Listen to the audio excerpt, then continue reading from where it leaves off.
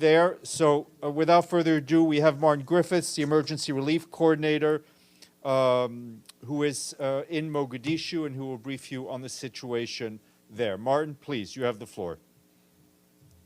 Thanks very much, Steph. Thanks to everybody here, and I'm sorry I'm not with you. I'll be back at the weekend, but I wanted to take this opportunity to brief you on the story that we've been following this week. But I want to start, Steph, with a bit of real life, or lack of life. We came here last week. We went on Saturday to Baidoa, the southwest central state of Somalia, and the potential epicenter of a real famine. I'll come back to that. And then on Sunday, we went to a hospital, actually not far from here, in Banadir, not far from the center of Mogadishu, dealing with mostly displaced people who, of course, have chosen to come to Mogadishu as a place of choice. If you're displaced, this would be the place you'd want to come, wouldn't it? And we went around the hospital, and with a particular focus in both those visits on children and babies and the so-called stabilization centers that exist in both hospitals. And we met, among many others, Nurto, 2.5 years old, had arrived with her father and mother and her 5 siblings in Banadir on Saturday, the day before we met her. And it was her father who was looking after her in the bed where we met. And Nurto was one of those pictures that you don't want to put on television. You don't share because of her emaciation and her inability to engage because she was so distressed. And today, just before this call, Steph, we heard she passed away. And it drives home the reality of what we're trying to do here. So I wanted to start with that before going on to perhaps more general matters. Yesterday, here in Mogadishu, we, with the government of Somalia, and both the president and the prime minister today, president the other day, were able to see the report of the Famine Review Committee, which said very clearly there will be a famine in Somalia between October and December if we don't manage to stave it off and avoid it, as, by the way, had been the case in 2016 and 2017. This is the first announcement globally of the likelihood, I would say the probability of famine. And this announcement by the Famine Review Committee, which, as you know, is international, very careful, very detailed, very analytic process, is what I described yesterday in a press conference as the final warning. And the final warning of what many people think is already there. And I guess if you were the father of Nuto, you would not see the relevance of fine distinctions. So we're facing the reality of the consequence of 4 failed rainy seasons, unprecedented, by the way, even in Somalia, for God's sake, and the likelihood in October to December of a failure of a 5th, as predicted by meteorologists, including from the UN, and the likelihood of a 6th in January, March of next year. This has never happened before in Somalia. So all those pictures that we all grew up with, this is unprecedented. And it is for that reason that we've been banging the drum and rattling the trees and trying to get support internationally in terms of attention, prospects, and the possibilities and the horror of famine coming to the Horn of Africa. Here in Somalia, of course, maybe first, but Ethiopia and Kenya probably not far behind. So I want to make a few points, Steph, about that and what's happening and what needs to happen. And I do it in no particular order, and I've dealt with it in the media already, but I wanted to do it with our group. Yeah, number one, we need more money. The US government, with extraordinary generosity, thank you, Samantha Power of USAID, delivered a huge contribution, financial contribution in late July, early August, to famine, to drought response in this part of the world. Other governments have tried, but frankly, the environment for funding of humanitarian aid programs globally, including in a place like this, where dying is already happening of the under fives, of the severely acute malnourished children, is hard to get. Thank you, USAID.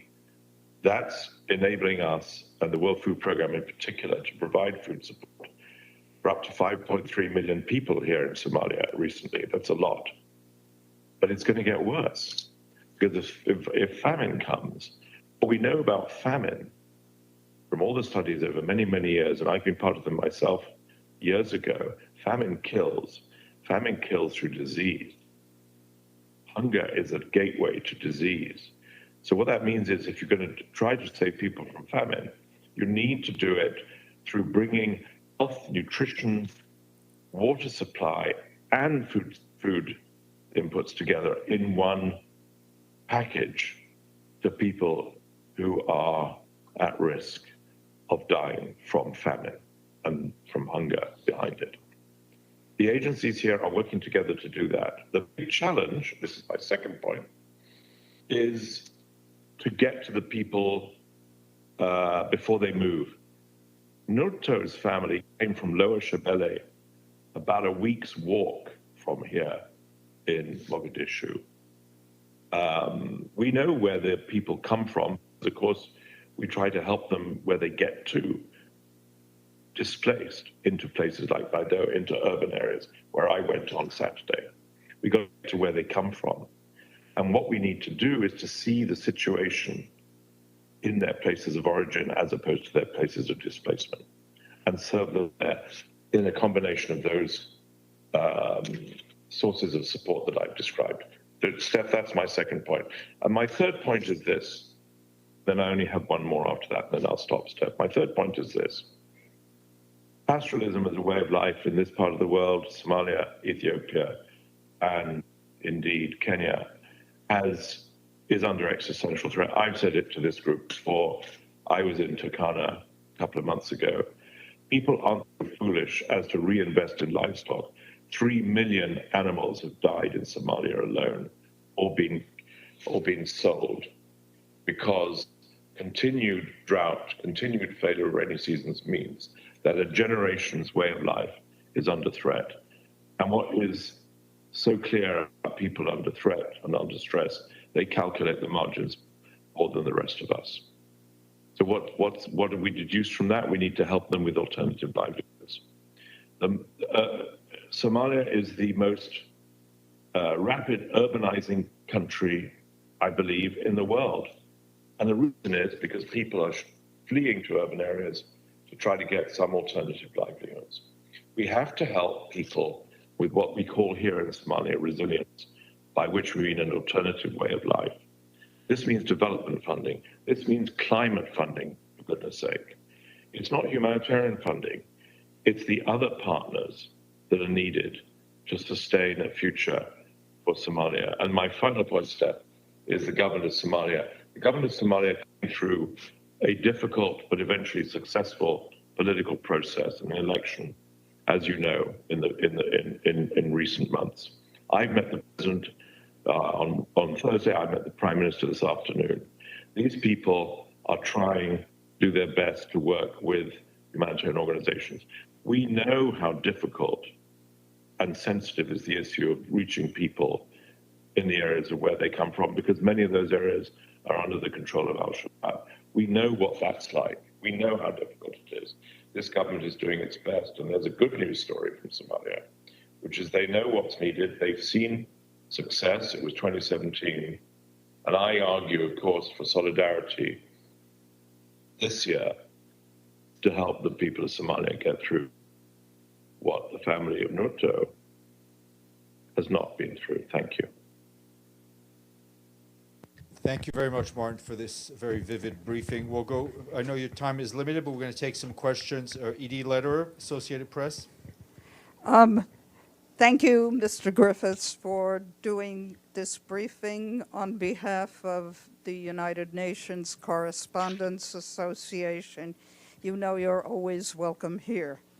Two questions. First, how much money do you need to avoid famine? And secondly, how seriously is the vast amount of money going into Ukraine affecting what the amount of money going to places like Somalia, Ethiopia, other places in dire need?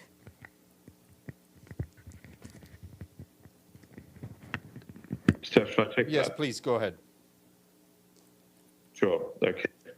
We're actually working right now, Edie, on the new financial requirements, because what the people here, the humanitarian agencies, the UN and NGOs, and by the way, Somali organizations, which, as you know, are the front line of delivery, especially in places of so-called hard-to-reach communities. Those people are working on the new figures, which is the basis for budgets of those in need. We used to think it was about 6 million, it's now over 7. We've reaching 5 recently, so we're doing the new budget. But, you know, a grosso modo figure is going to mean that to get us through what we fear are 2 more failed seasons, ED, October to December and January to March, 2 more failed seasons. Nobody's even predicting what may happen after that. We've got to get through that, and that's going to cost, I'm guessing, at least another $1 billion in addition to about the 1.4 billion that we have in the budget at the moment, which has been very well funded, by the way, thanks to the United States and USAID. To your second question, what we saw, and I know I've said it in this room before, Steph, as you know, is that in the first weeks of the Ukraine war, and it is a war, member states, donors, humanitarian donors were very, very clear and indeed delivered on their promise to ring fence and protect humanitarian aid to other parts of the world. And that was sustained in those early weeks. Sadly, because of the increasing costs on those governments in various different ways, it hasn't been sustained since. And I'm going to give you a rough figure, Edie. If you look around the world nowadays at humanitarian response plans and the level of funding, and we're well into the last months of the year, we're talking about 30% funding as an average for the world. Now, this humanitarian response plan and this drought response plan here in Somalia is actually well funded for the moment, thanks to the generosity of the US, the EU, and others. But it's not enough, because we're heading into a 5th and a 6th. And what happens in famine, as you know, famine is a viral problem. It's not just simply an exponential problem. And what happens in famine is that we see the figures going crazy. And if we do see famine get towards the end of the year, and if we do see further failed rains, well, it's anyone's guess what is going to be needed to contain and respond in a humane way to that. So, of course, I'm saying, as I would, to those countries which are traditionally very generous, my own included, many others, please don't forget Somalia. You didn't in the past. You contributed wonderfully in the past. Please do so now. Thank you. James Bays. James Bays, Al Jazeera, thank you for doing this. You sound quite affected by what you've seen. You are one of the most senior UN officials, one of the most experienced, one of the most hardened officials who's seen things all around the world. Just tell us, from what you've seen with your own eyes, how bad is it?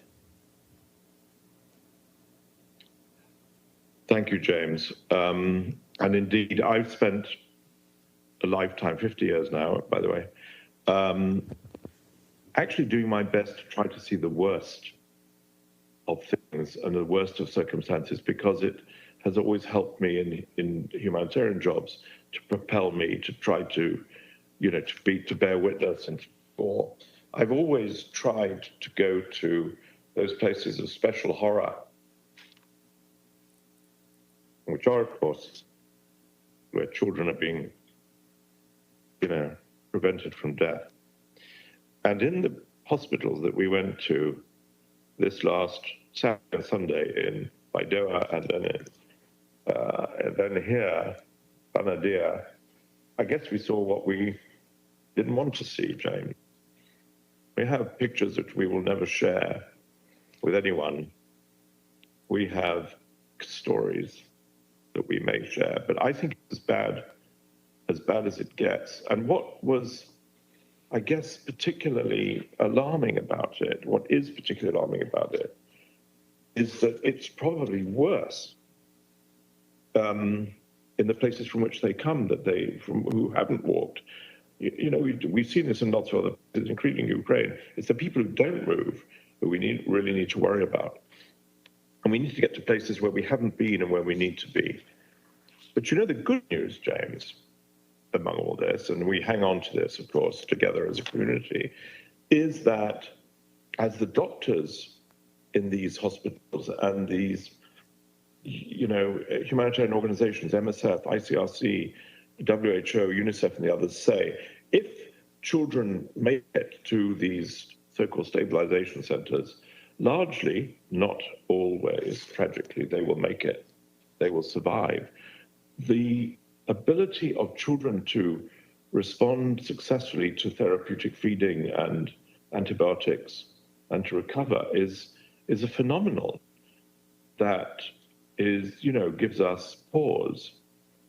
I'm worried that what we may see at the beginning months of next year, if we're not able to get to the places where the people live, is some scenes which we have not seen these many years. Thank you. Amélie, AFP? Hi. You insisted on the risk for two... Amélie, if you could take your mask off when you Sorry, my apologies. You insisted of two areas where the threat is the most important in the Bay Area. Can you tell us how many people are we talking about? How many people are at risk of this are on the brink on famine? Yeah, well, I can try, and I've been baffled by statistics in the last few days. The effort that goes into global analysis and assessment of famine and its likelihood, as you know, is both a topic of a lot of controversy, although not actually so much here in Somalia, but also granular data analysis. There are, if I recall properly, and I cited it the other day, 3 conditions that have to be met if you are to be in famine. One is that 30% of children under 5 need to be acutely malnourished, which is an astonishing figure. The second is that either 4 children or 2 adults need to die each day of 10,000 in the population. And the third is that there needs to be a high percentage of people with extreme food insecurity.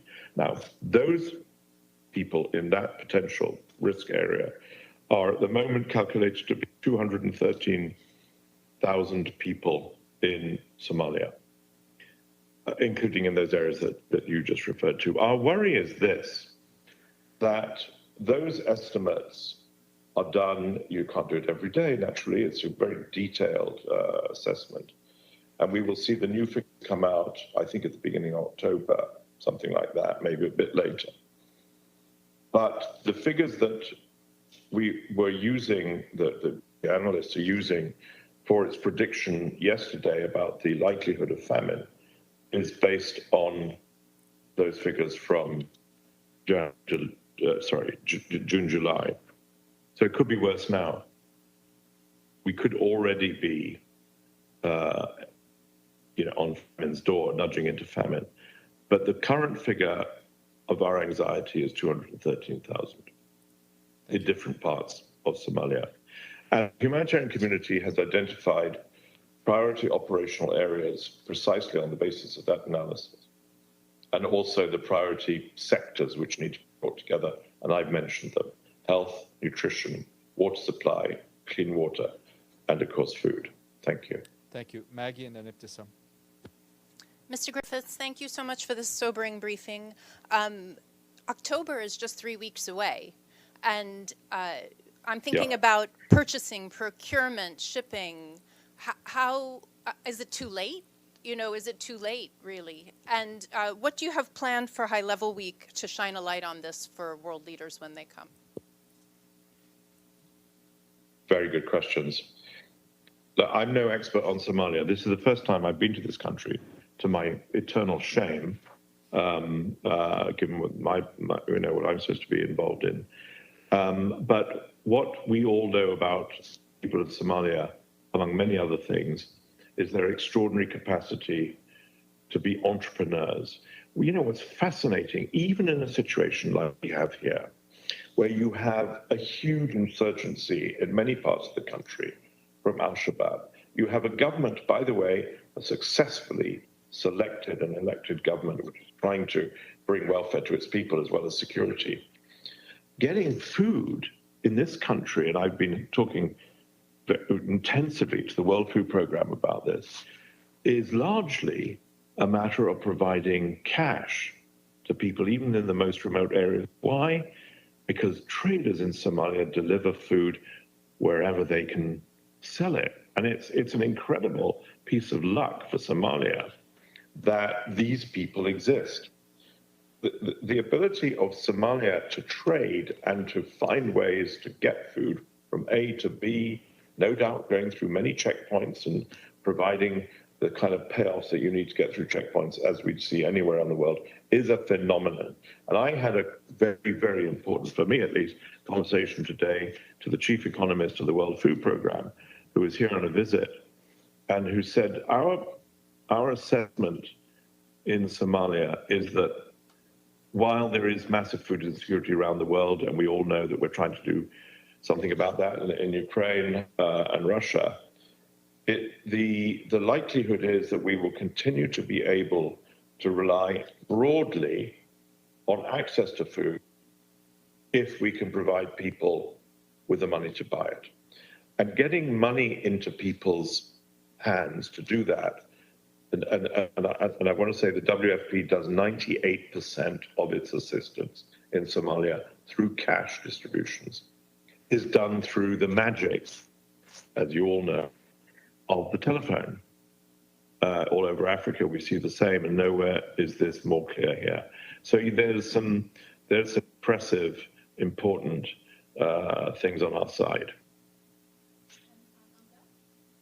On the GA, anything planned for the GA was the other part of the question. On the GA, sorry, how could I forget about the GA? Indeed, you're right.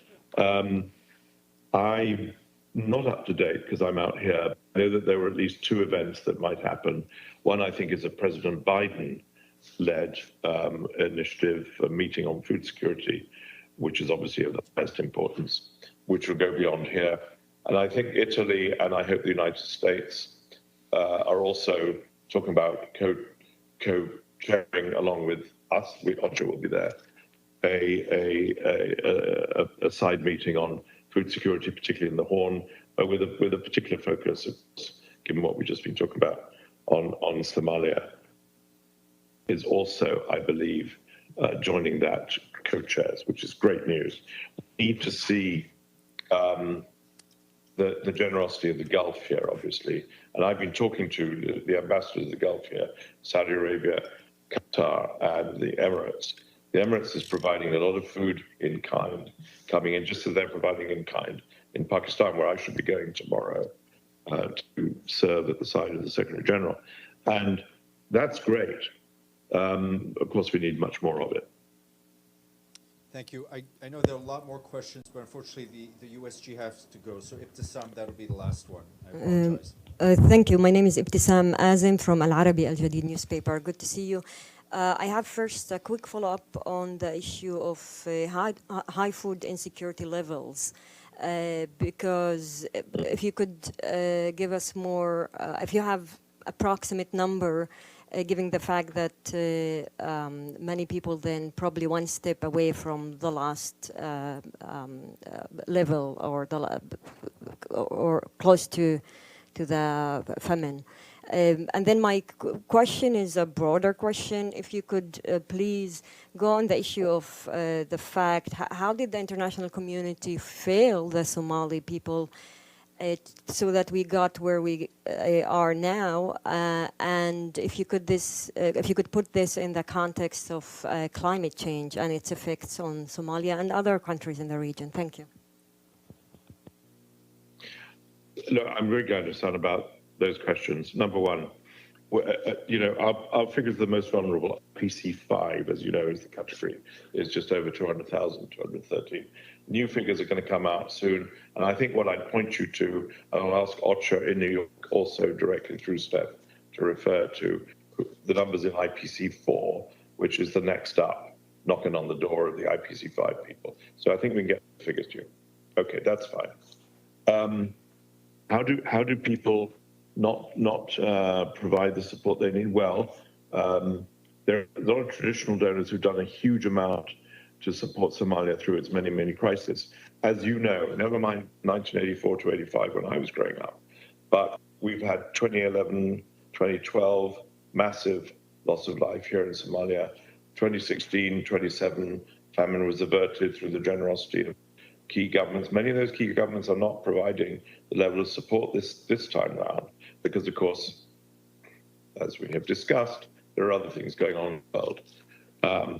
It takes a lot of courage, I think, also for many leaders in these governments, especially with the cost of living crises, to send money to Somalia. And that's why there's 2 points I want to make to it before I end, Steph.